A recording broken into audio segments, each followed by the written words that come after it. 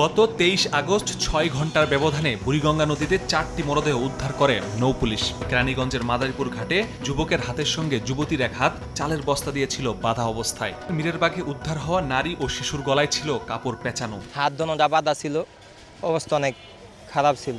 লাশটা দেখি দূরে সাদা হাজার দেখে আইলাম, দেখার পরে পুলিশ উড়ে এলে গেল। শুধু বুড়িগঙ্গায় নয়, ঢাকার পাশে তুরাগ, বালু ও শীতলক্ষা নদীতেও ঘটছে একই ঘটনা। একের পর এক মরদেহ উদ্ধারের ঘটনায় আতঙ্কে এসব এলাকার মানুষ।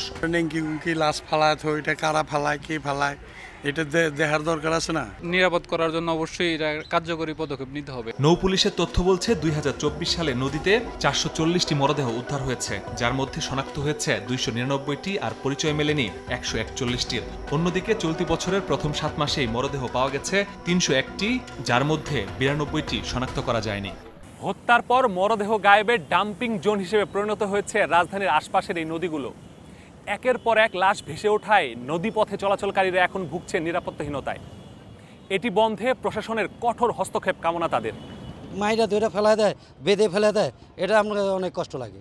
আমরা দেখা অনেক ডরা যাই। 10 মিনিট নামে ওনারা চলে যায়, চলে যাওয়ার পরে ওনাদের কাজ শেষ মনে করে ওনারা নদীতে আসে না। নৌপুলিশের দাবি, নদী থেকে উদ্ধার হওয়া মরদেহের বেশিরভাগই পচা গলা। এগুলো আঙুলের ছাপ ও চেহারা দেখে শনাক্ত করা যায় না। একই সঙ্গে সারা দেশের নদীগুলোতে সার্বক্ষণিক তদারকির জন্য পর্যাপ্ত লোকবল ও সক্ষমতাও নেই বাহিনীটির। যে পরিমাণে ইউনিট থাকা প্রয়োজন তার থেকে আমাদের ইউনিট বেশ কম রয়েছে, এবং আমরা নৌপুলিশ হেডকোয়ার্টার্স থেকে আমাদের অতিরিক্ত আইজিপি স্যার, আমাদের ডিআইজি স্যার চেষ্টা করেছেন, তারা মিটিং করে যে মিনিস্ট্রি থেকে আমাদের ইউনিটগুলো বাড়ানোর জন্য।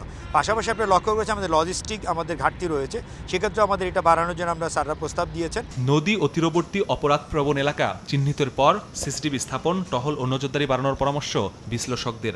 কোন স্পটগুলো অপরাধীরা বেশি ব্যবহার করছে সেই স্পটগুলোতে আপনার সিসি ক্যামেরা ব্যবহার করে সেখানে মনিটরিংয়ের ব্যবস্থা করা।